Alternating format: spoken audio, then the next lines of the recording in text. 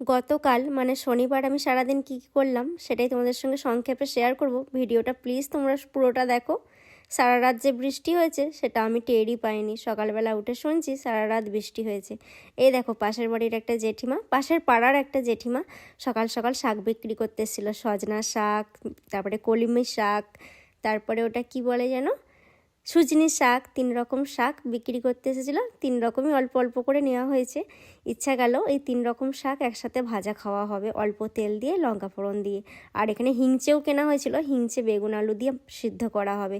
আর তার সাথে হবে চিচিঙ্গে আলু পোস্ত, ঝুরঝুরে পোস্ত, যেটা আমার খুব পছন্দের। ঝুরঝুরে পোস্ত হবে, তার সাথে হবে একটা বেগুন ভাজা আর ডাল। আমার ডালটা ভাত দিয়ে খেতে ভালো লাগে না, সেই জন্য আমি এই সব দিয়েই খেয়ে নেবো। আর এটা আমাদের ননি বুড়োর জন্য সবজি কাটা হয়েছে। ননি বুড়ো যে খিচুড়িটা, মিক্স খিচুড়িটা খায় সেটার জন্য। আর মা এখানে রান্না বান্না শুরুও করে দিয়েছে। প্রথমেই ওই বেগুন আলু আর হিংচেটা সেদ্ধ করে ওটা হচ্ছে নুন তেল দিয়ে মাখা হবে, ওটা করে নিচ্ছিল। আর আমি একটু স্নান করবো বলে রেডি হচ্ছিলাম। তারপরে দুপুরবেলা খাওয়া দাওয়া হয়ে গেছিলো। ওদিকে আমার বড় এসেছিলো, আর এদিকে দেখো আমি একটু ফল মানে আপেল নিয়ে খাচ্ছিলাম। আর তারপরে ভাবলাম আকাশ তো এখন অনেকটাই পরিষ্কার, একটু সামনের রাস্তাটা একটু হাঁটাহাঁটি করছিলাম আর কি।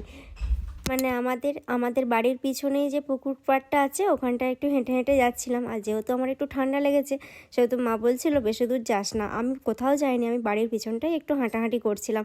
আর এদিকে সন্ধে দেওয়াও শুরু হয়ে গেছে, আমার মা সন্ধে দিচ্ছে। আর এদিকে ননিবুড়োর মাকে দেখে আনন্দটা দেখেছে, ওকে সাঁঝের প্রদীপ করতে হবে, সেই জন্য অধীর আগ্রহে দাঁড়িয়ে আছে।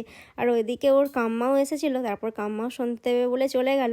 আর এদিকে ননিবুড়োর এক্সাইটমেন্টটা শুধু তোমরা দেখো, কখন করবে কখন করবে। যখন ছিল শুধু মুখের রিয়াকশানটা তোমরা দেখো, কী যে ও আনন্দ পায়, কী যে ওর ভালো লাগে যে কি বলবো। আগে তো আবার মা যখন এরকম করে চলে যেত তখন কি কান্না জুটতো, আবার মা ব্যাকে এসে আবার তারপরে করতো।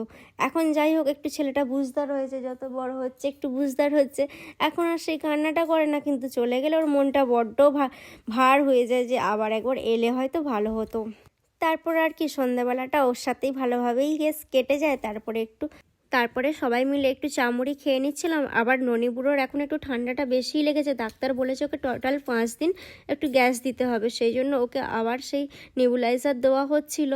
আর ও নেবুলাইজার দেওয়ার সময় তো খুব কান্নাকাটি করে, সেই জন্য যখন ঘুমায় তখন আমাদের ওই নেবুলাইজারটা ওকে দিয়ে দেওয়া হয়। এখন বাচ্চাদের একটু ঠান্ডা লাগলেই নেবুলাইজার দিতে হচ্ছে। নেবুলাইজার দেওয়াটাও কিন্তু খুব একটা ভালো না। ভিডিওটা কেমন লাগলো